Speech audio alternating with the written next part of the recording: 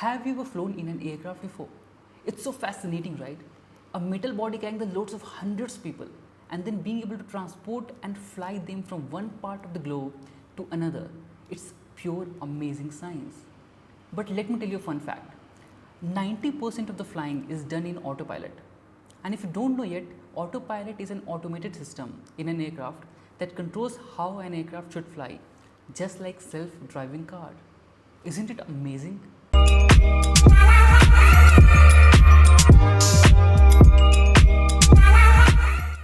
Now let me tell you another fun fact. Research suggests that up to 95% of our behavior and actions is governed by our habits.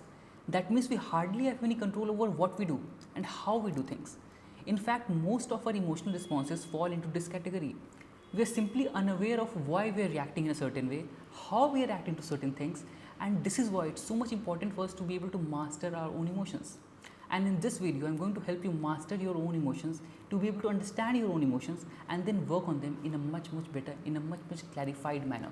And to be honest, most of the things we do in life are automated. It's purely dependent on our habits and old patterns.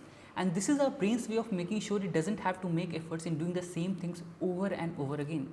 And that's a great thing, because imagine taking forever to brush your teeth every morning because you never got habituated to brushing your teeth. And this is why our habits and our patterns play a very important role to help us do things in a much efficient manner. Because without our habits, without our patterns, and without those emotional responses, we would be able to be as much efficient as we are today. But very often, those habits, those patterns, and those emotional responses stop us from making the logical and making us the most conscious choices for ourselves. And this is why it's very much important for us to be able to understand the importance of those emotions, to be able to make a logical, to be able to make a conscious choice about our lives. And this is where the ability to art and master your own emotions plays a very important role.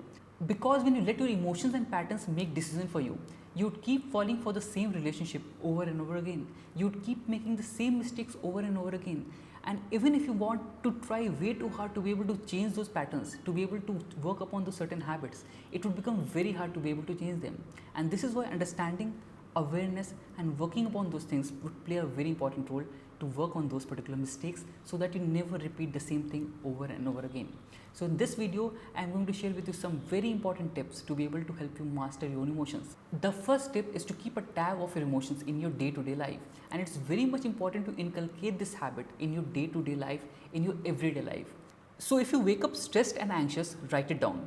And if you feel better by lunch, write that down too. And let that continue till the time you sleep. So this is a particular habit of mentioning and writing all the emotions that you're feeling at every particular day. So you basically have to develop the habit of writing all your emotions in that particular day, and that should be continued for a long period of time. That means for a week, for 2 weeks, for 3 weeks, until you start to make sense of all those things.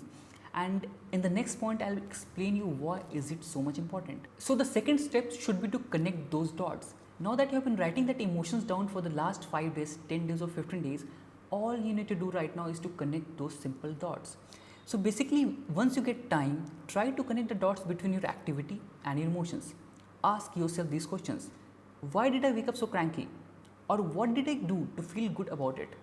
Which activity made me feel stressed? And which activity made me feel good about my life? Once you find the answers to these questions, you would be able to do things that resonate with your peace. So this activity would help you understand your triggers in a much better, in a much clarified manner. So you would be able to figure out your triggers for anxiety, your triggers for stress, and then you would find out ways to avoid those triggers. And also this activity can help you understand and finalize the things that always make you feel good about your life. So it's all about doing the things that make you feel good and peaceful, rather than doing the things that make you feel stressed and anxious about your life. So those triggers could be as simple as waking up very late in the morning, or just having a donut for breakfast. It could be any of those things. It's all about understanding your life, and it's all about working upon things that could work in your favor. The third way would be to make a list of things that you constantly worry about. The lifestyle that we're living in today is full of anxiety, is full of stress, and it's very busy. That means we hardly get any time for ourselves to be able to find out what we really like, what we really dislike. And this is what becomes so much important for us to be able to figure out about the things that constantly worry us. And at times like these, a good sound sleep often takes a beating. In such cases, write down everything you need to worry about and then what you can do about it before you go to sleep.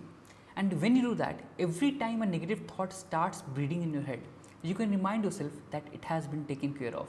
So this is something of a very beneficial principle to be able to figure out the things that you're constantly worrying about and then find out certain ways that you can deal with it. So if it is something that you can work upon, you can definitely and you should definitely work upon it. And if it's something out of your control, you would finally begin to understand and realize that as well.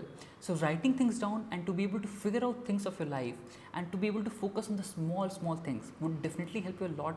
And understanding those emotions, understanding the emotions that are constantly causing you turmoil would definitely help you lead a much peaceful life. The fourth step is be aware of your emotions and where do they come from. So it's very much important for us to understand the idea of emotions and where do they come from, because we've always seen emotions as a very negative figure. We have always seen sadness, anxiety, stress and depression as a very negative thing, and we often feel that we should not want to be associated with them. But let me tell you a very interesting fact. All those emotions, all those negative emotions for that matter, they have a very positive service to give to you. That means if you're feeling sad, you're feeling sad for a particular reason. And it's very much important to find a cause behind that emotion rather than trying to push that emotion away. Because your emotions cannot be pushed away, it would stay there. And if it stays there for too long, it would definitely begin to haunt you in the longer run. Take the example of attempting an interview tomorrow. When you have an interview tomorrow, it's very much automatic response for us to feel anxious, for us to feel fearful, for us to feel stressed. And it doesn't really mean that we are not prepared well. It just means that our anxiety is trying to tell us that we have to do something new tomorrow.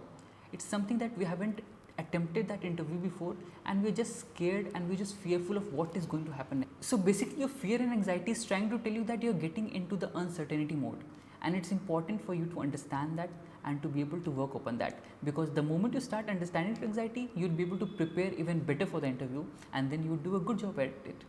So these are certain 4 tips that would help you master your emotions, to be able to understand your emotions and work upon them in a much better manner. And I hope you like this video, and if you do like, comment and share this video with your friends, especially that friend who gets troubled by their emotions a lot of times. And do subscribe to my channel for more updates. Thank you so much.